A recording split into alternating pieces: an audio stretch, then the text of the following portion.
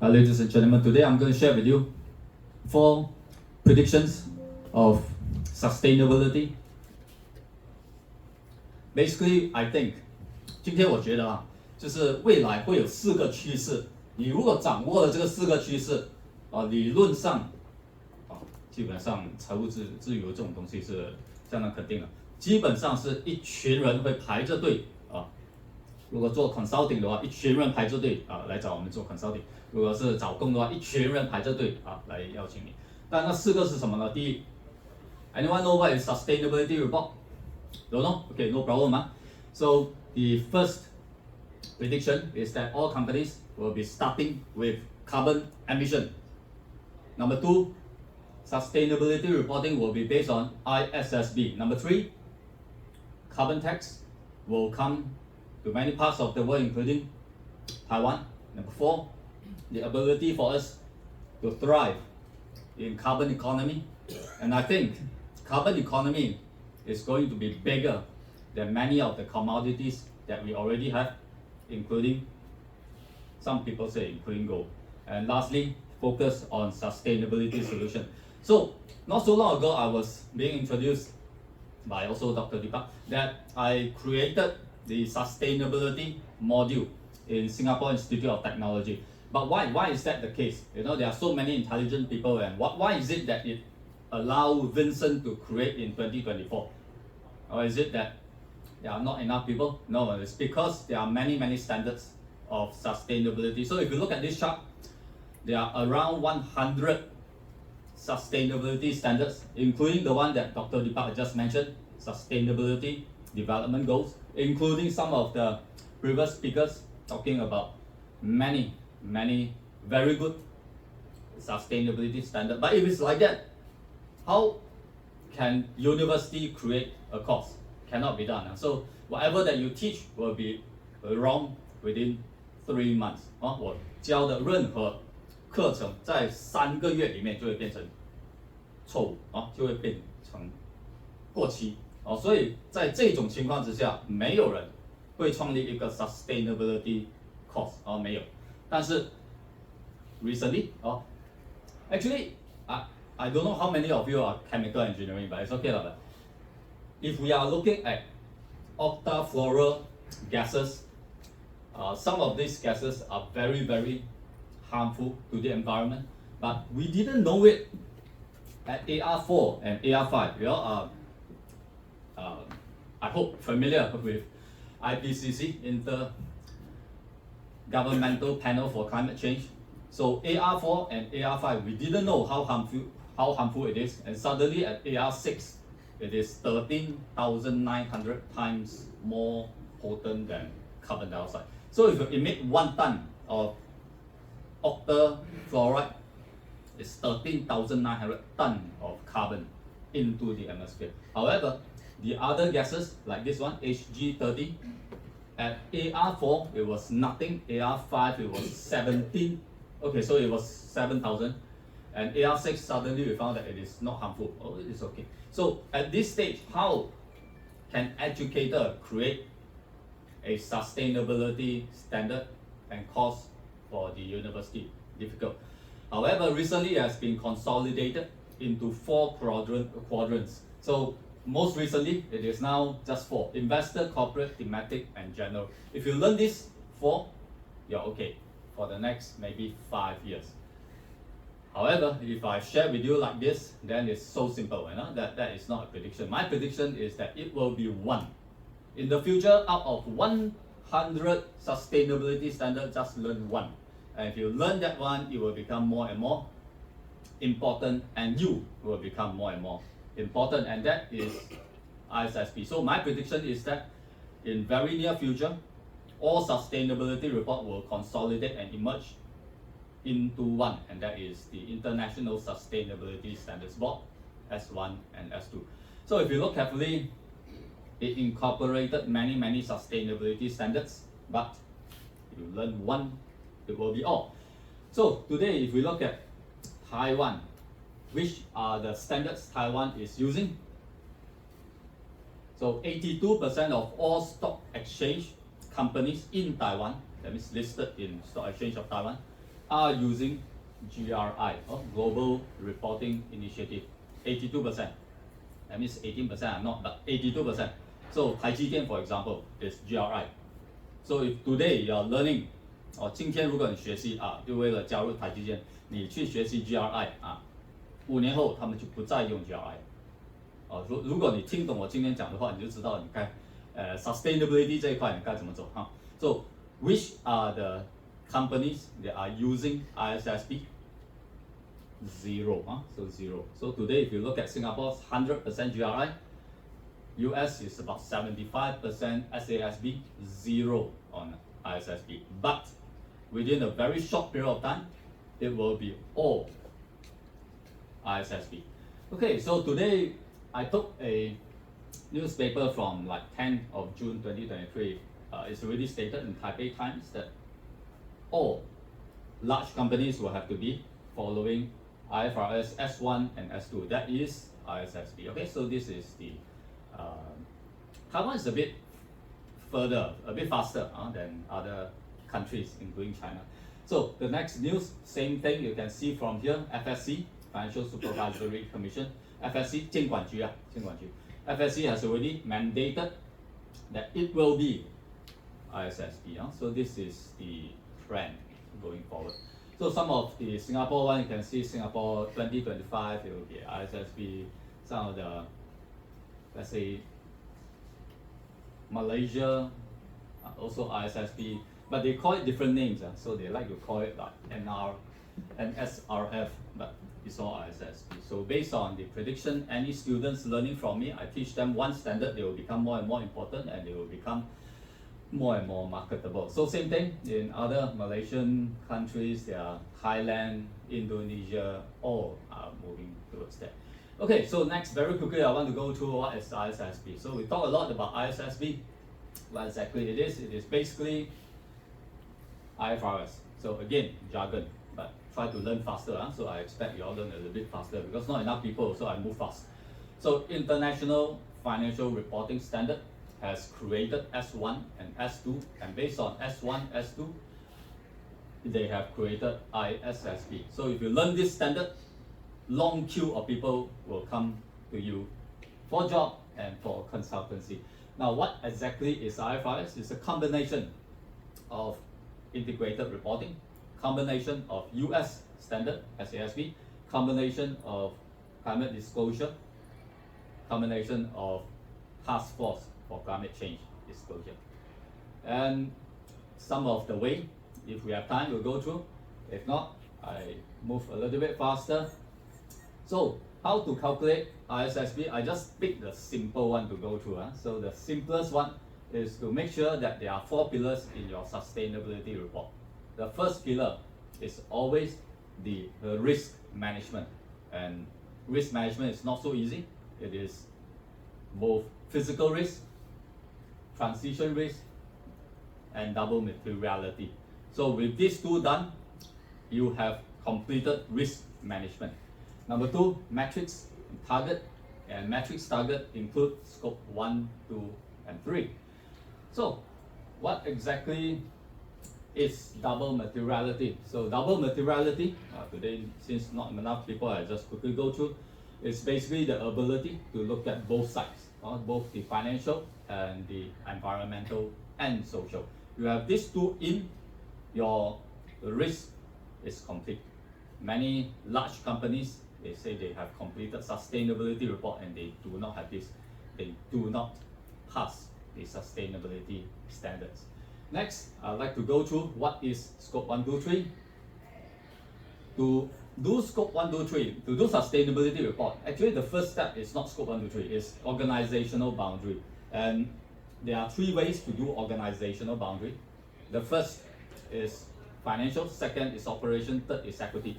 That means if any companies like to exclude a high polluting entity, they can do so.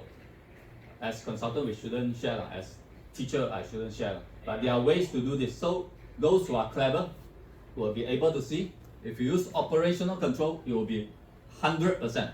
That means 100% of whatever that you are polluting is considered your scope 1, 2, 3. However, equity is not. So equity is dependent on the share. So there are ways where people can play around, but I think some of us can talk about this later. Scope 1, 2, 3 is very simply the ability to look at direct emission, electricity, and then upstream and downstream. So direct emission is what we actually emit, and if I give some example, it will be production of electricity, heat, steam, transportation of your own car, the ability to focus on fugitive gases. So aircons like this has fugitive gases, including methane, and those are to be multiplied. Next, we have within scope 1, the ability to look at burn. So whatever that we burn is considered scope 1. So an easy way of categorizing scope 1, but basically it needs another 1 hour. So scope 2 is the easiest thing to do. Scope 2 is basically electricity. And many people say, oh, Dr. Vincent, let's look at scope 2. No, scope 2 is 5 minutes. So to me, I show you a few countries. If you are doing for Singapore, it's 5 minutes. It's 0.4168. Remember this number because it will be there for the next 2 years. 2 years, this number is correct, and you look, you can calculate anything. So 0.4168 is under the Energy Market Authority, and it changes every 2 or 3 years, also depending on the composition of the electricity that came from. Taiwan is 0.495. So anyone doing sustainability in Taiwan, just remember this number. You will look very, very good. So you will be able to calculate scope 2 within like 5 minutes. 0.495. But do you realize that 495 is more than 0.418? That means Taiwan is more polluting than Singapore. Yeah, it's a different discussion. Okay, so a few more ASEAN countries. Indonesia is 0.85, one of the most polluting country in the ASEAN. No, it is the most polluting, one of the most polluting country in the whole world. In the whole world. Malaysia has natural gas, and therefore it's about 0.71. Thailand about 0.5. Vietnam is 83, quite bad. But actually Cambodia is okay. So we all have to understand Cambodia has got a lot of hydro. Okay, so a quick chart. Sarawak is a state province. It's a state within Borneo, and it is the most sustainable state in the world. One of. At 0.198, because almost all the electricity is from hydro. And when the electricity is from hydro, no matter how much you use, emission is less. Okay, so next, I will go through scope 3. So most of us ask me, oh, Dr. Vincent, how to calculate scope 3? I'm saying that it's actually not that easy. It is about catch-all. Catch-all basically means anything that's not in scope 1, 2, it will be around here. How do we count? You basically remember 2 words and you can do scope 3. The 2 words are upstream, downstream. So there are 15 categories in the greenhouse gas protocol that talk about upstream and downstream. The 15 are actually very crucial. So from the first, purchase, very easy. Capital goods, very easy. Fuel energy related, same thing. Upstream transportation. Upstream transportation means the supplier, how the goods are being delivered to your factory or your office. So upstream is quite crucial. Waste generation, business travel, employee, they come to your office to work. That is also yours, your scope 3. Upstream lease asset. Downstream, they are only from 9 to 15. So from downstream transportation, your customer, how do they bring back the goods, to investment. So all of them should be very easily reported. Next, I want to talk about carbon tax. So Singapore has implemented carbon tax actually since 2018, but this year it became $25. So last year carbon tax was $5, this year 25. Since you all are here, just ask you a question. Last year was $5, this year 25. How many percent increase? 去年是5块，今年25块，取了多少个%？大家知道吗？去年5块，今年25块，大概多少%？有人说500，不是400啊。Dr. Andy Chen is correct, so 400%. So we have to understand very, very quickly. 400% is a very, very big number. I was a CFO of Motorola. Anyone dare to increase my price by 40%, I'll jump and I'll call a QBR. 400% increase from last year to this year. And this was announced in March 2024. That means they will start paying tax March 2025. A lot of Singapore companies will jump, but today, not many people know about it. Also, again, 危机等于很多机会啊。So opportunity is in front of us. Many people cannot catch it, and fine if they don't catch it. You catch it, please. So $5 to 25. Going forward, $45 and to 80. Some people say, Vincent, are you sure or not? This is gazetted. Gazetted means it's already passed in Parliament. Cannot change. So it will happen. We know it is coming. And many people don't even take the opportunity. So if you look at Taiwan, same thing. You read by yourself. So I think since not enough people, we quickly go through. But I think Taiwan, same thing. A lot of people can just predict the future. A lot of people told me that they can't see the future. You can't predict. It's just like no one is doing it. So Taiwan and Indonesia, carbon tax is coming really, really soon already at 30 rupiah. So what is 30 rupiah? It's about $3, $2.80. It's $2.80. Do you think it will be 25? I'm sure it will be 25. So if you know something that is $2 and you know something will become $25, what do you do? Okay, it depends. So you don't do anything, that's fine. But I'm sure those who listen to me will become multi-millionaire very, very soon. Thailand, same thing. So Thailand came up with carbon tax just 3 months ago. How much is it? $5.50. Do you think it will be $25? It will be. And similar thing. So anyone who listen to my course, look at it, take action, multi-millionaire. Also 很多人说不知道未来这看得很清楚了，未来就是这个。Okay, so next I'll look at the carbon credit. So Taiwan's carbon solution exchange was created not so long ago, and I think it's not successful. So I may offend some people, it doesn't matter. So I think Taiwan's carbon exchange failed, mainly because the liquidity is not there, the volume is not there. There are ways to make it successful. We can lobby it. So I just spoke to ISSB. Maybe we can make it successful together, but for the next discussion. Next, we have the introduction of carbon credit rating, and again, it is for carbon credit in the future. So the trading will become more and more. That is where the money is. 很多人告诉我不知道未来是什么，这个就是未来是看得到很清楚钱在哪里。不过不要做出任何行动。那接下来5年后就不要怨天地哦。不过现在那些看我视频的人，现在如果采取行动，这个就是未来大家都知道5块变成25块是多少？400%。Okay, so next I think we can look at what is carbon credit. So I talk a lot about carbon credit can be the source of revenue, profitability, but what exactly is carbon credit? It's basically the license to pollute, but in the world there are many carbon exchanges.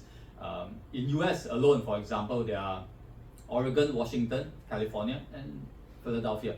Washington is not the DC, so California, Oregon, Washington and Philadelphia. So only 4. So Canada started to have some, not that liquid yet. China is the biggest one, and I think if we look at the most successful one is certainly Europe, ETS, emission trading scheme. Next, we can see the price. So why do I say it's not that successful? Look carefully. The most valuable carbon credit is EU ETS, EU emission trading scheme. And with EU emission trading scheme, that is where the money is. So how much is it? $74. So we know for sure that this will increase. But those who are sharp enough will see that it is not everything that goes up. There's one category that went up, the other category did not go up. The one that will go up is compliance credit. So look at it, it's called compliance credit. The other one that didn't go up is voluntary credit. Voluntary credit will be continue to be $2. And those who listen to my class and say, oh Vincent, I put in effort on the carbon credit, you continue to get $2. Please remember, I didn't say all carbon credit, I say that carbon credit. So that is the difference, that carbon credit. That is a compliance carbon credit. How to do it?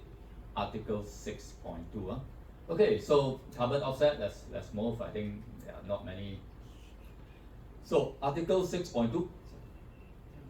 Okay, Article 6.2 is the way to get compliance credit. No time to go through, but please read by yourself. It is Article 6.2 of Paris Agreement. If you master this agreement, compliance carbon credit is in your hand. Okay, next we will go to the last page, sustainability solutions. So today, we all know that China is the biggest emitter. Should we blame China? No, we cannot blame China. So, 4 reasons. The first is China, per capita is quite low.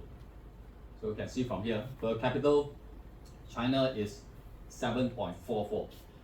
And second, they are the biggest producer. Third, for the past 100 years, they have been emitting, we have been emitting, they have not been. And fourth, they are doing a lot for the technology. Next, a lot of people talk to me about COVID. Most of us didn't produce any carbon emission during COVID, but I think very clearly it has gone back up. So if you look at this chart, it has been covered. So COP is the global solution. I truly believe that for us to actually tackle sustainability for the climate, it is to do a global solution. Global solution means focus on COP3, 21 and 28. COP3 is in Kyoto, so it's called Kyoto Protocol.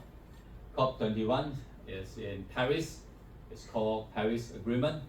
COP28 is in UAE and it's called UAE Consensus. And these three are, in my opinion, the most important one because it sets new standard. COP28 is the first time in the history of mankind where we say transition away from fossil fuel.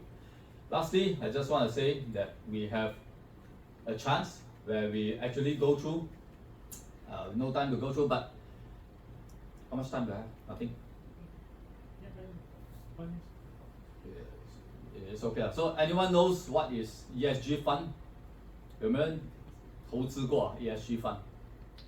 没听过就是一个 ESG 的基金。那你要看到那个基金的manager, how much do they earn? You look at expense ratio. So expense ratio for ESG here is 0.03. Expense ratio for a S&P with the word ESG is 0.09. And if you look at this change, it's a really big change. But the reason why they have a change, we don't know, right? Just do a quick review. You can see that both are exactly the same. So because of time, I just very quickly go through. We have quite a few real solutions. Not so long ago, we were in Bintan. We were trying to prevent burning. So in Singapore, we always have haze, lots of haze. And the haze continue to come. I don't understand why. It continue to come every single year. And after 1 year, they say, oh, we fix it. And next year, they come again. So we went to Bintan and we found that they have been burning farm waste. And this has been not just Bintan, the whole Sumatra and Kalimantan. And we go to the farmer and say, sell us your farm waste. If you sell me the farm waste, you can't burn anymore. It's very simple. But let's say if you choose not to, continue to burn, no problem. We teach you how to burn pyrolysis. So pyrolysis, many of you may know, it is burning without oxygen. To burn, you need 3 things, right? You need fuel, you need oxygen, and you need the heat. We burn without oxygen. We have the heat, we have the fuel, we don't have oxygen. Also, to burn quite easy, you can Google yourself. Next, we go to take farm waste and convert them into animal feed. So this is a small POC, but there's a big one. So we take, let's say, sugarcane. This sugarcane, we added some bacteria, we added some enzyme, and we converted them into animal feed. After drying, made into pellets. Next, we have the ability to convert pyrolysis material into biochar, using biochar to cleanse water of fish farms. So some fish farms are with many algae, and therefore cleansing the water will increase longevity, reduce mortality, and grow a little bit faster. Next, we have the ability to convert waste in Phnom Penh. So this is Kampong Sela in Cambodia, but from Phnom Penh, we send the waste into Kampong Sela. Next, we have the ability to work with Vietnam. So this is a province in Vietnam called Nghệ An. Nghệ An province is about 4 hours from Hanoi, and a lot of work done by the government, and this is the collaboration with Singapore. So the food waste held by the farmers are from waste. So animal feed from waste. Lastly, we clear some cassava sludge. We also have cleansing of the remote islands in Bintan, outskirts of Bintan. And we also refertilize soil for conversion of carbon credit. Lastly, we do some of the seagrass. So overall, I go back to you, Dr. Deepak, and let's continue. Thank you very much, Vincent. Okay.